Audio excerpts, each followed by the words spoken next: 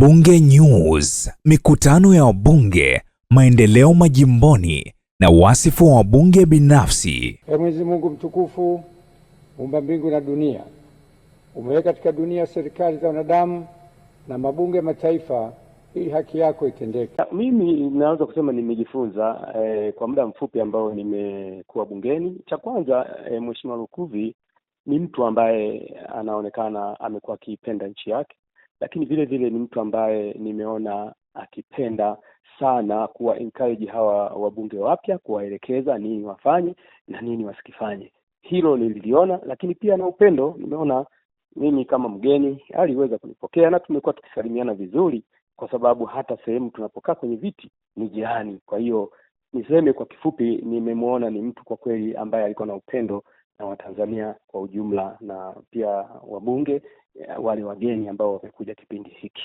Ni muda mfupi kwa kweli, sijapata nafasi ya kuongelea mambo mengine zaidi kwa sababu palikuwa ni muda mfupi, na bahati mbaya muda mfupi wenyewe sasa tumeshaingia kwenye kamati. Kwa hiyo imekuwa ni vigumu kuonana naye kwa ajili ya kuzungumza mambo mbalimbali hapa bungeni. Na Mheshimiwa Msigwa, wiki ijayo Jumanne ya tarehe 31 Machi mnaingia bungeni.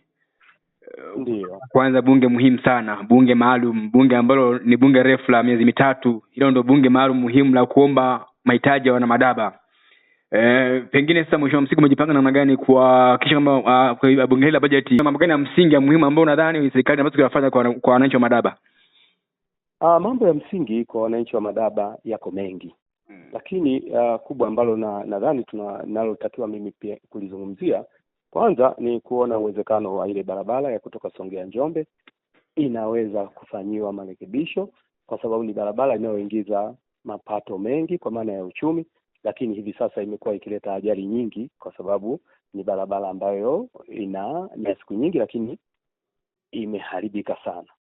Lakini la pili, kuendelea kuwakumbusha wakulima kuweza kulima, kwa maana ya serikali kuikumbusha, pengine kuona inaendelea kutoa zile mbolea za ruzuku ili wananchi waendelee kulima. Lakini vile vile kuna changamoto zile za barabara, na hususa barabara za kwenda vijijini, kwa maana kwa mfano barabara ya kutoka Wino kuelekea Ifinga ni barabara ambayo hivi sasa wananchi wanasafiri kwa gharama kubwa. Inafika mpaka shilingi 40,000 kutoka Wino mpaka kufika Madaba, ijapokuwa kilomita zake ni fupi, ni kama kilomita 48 tu. Kwa hivi wakati mwingine wagonjwa wanaweza kufia njiani kwa sababu barabara ile kwa hivi sasa inavyonyesha mvua haipitiki. Kwa nafikiri haya ni mambo pia ambayo ningetamani niyazungumzie au niombe serikali iweze kuona uwezekano wa kufanya marekebisho hizo barabara. Serikali Mheshimiwa Omar imetumia fedha nyingi sana kugharamia miundombinu ya elimu, miundombinu ya madarasa, makazi ya walimu, lakini pia madawati, na kubwa zaidi ni swala zima la ada kuanzia chekechea mpaka kidato cha 5 na 6. Umeingia Madaba, kwanza nataka nijue hali ya ufaulu ikoaje, viwango vya ufaulu katika shule za Madaba kwa maana ya msingi na sekondari, Mheshimiwa Omar? Kimsingi kwanza tunaishukuru serikali kwa kuendelea kugharimia elimu kwa wanafunzi kutoka darasa la kwanza mpaka kidato cha 6. Hilo ni jambo kubwa. Wananchi wamelipokea vizuri na wanaendelea kulifurahia. Lakini ninachoweza kusema, ufaulu umekuwa ukiendelea kupanda kwa kitaifa, lakini pia kimkoa na wilaya yetu ya Madaba. Ninachoweza kusema nipongeze pia kazi ambazo zinafanywa na walimu kwa ajili ya kuinua elimu hususa kwenye mkoa wetu na hasa wilaya yetu ya Madaba.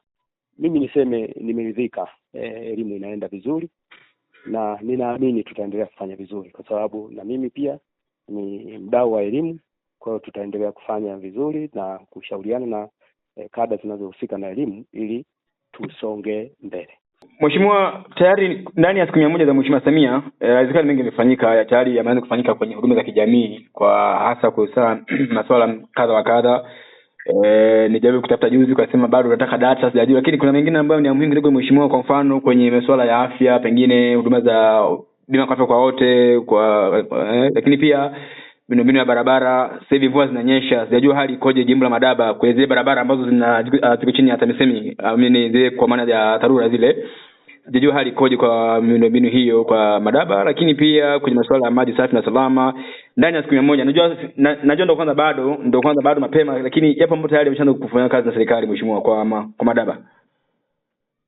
Yeah, kama nilivyosema, kwanza kwenye swala la afya kwa wote, ili ni jambo pia zuri ambalo wananchi wamelipokea, na hata mimi kuna mkutano mmoja tulifanya na tukaendelea kuwakumbusha wananchi kwamba hii bima kwa wote ni kitu kizuri, kwa sababu kuna wakati watu wanaugua lakini hawajajiandaa.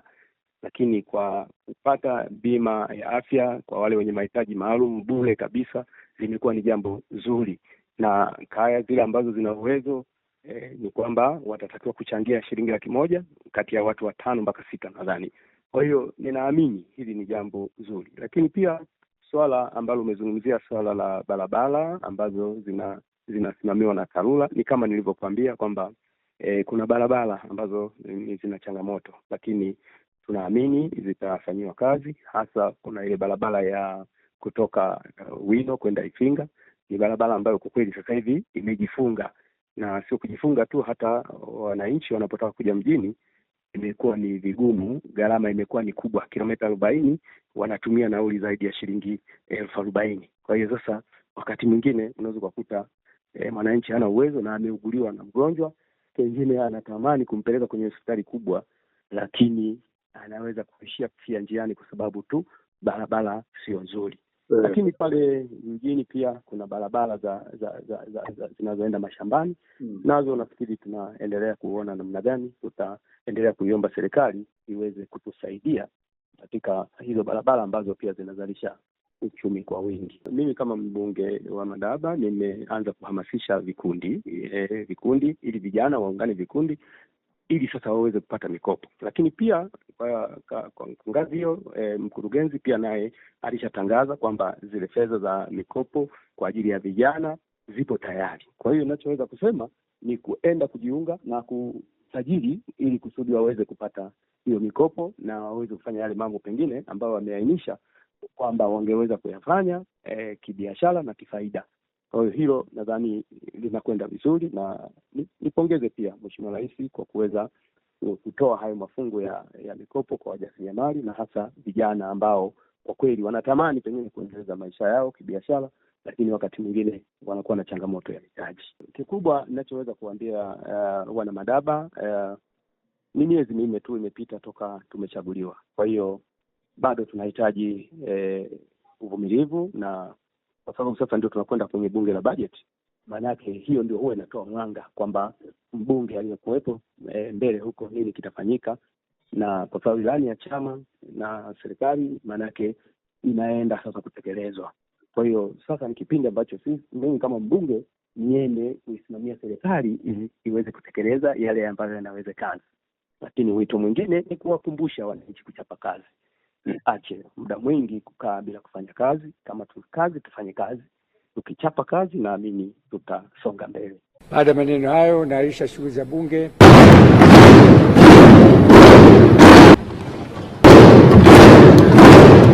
Bunge News.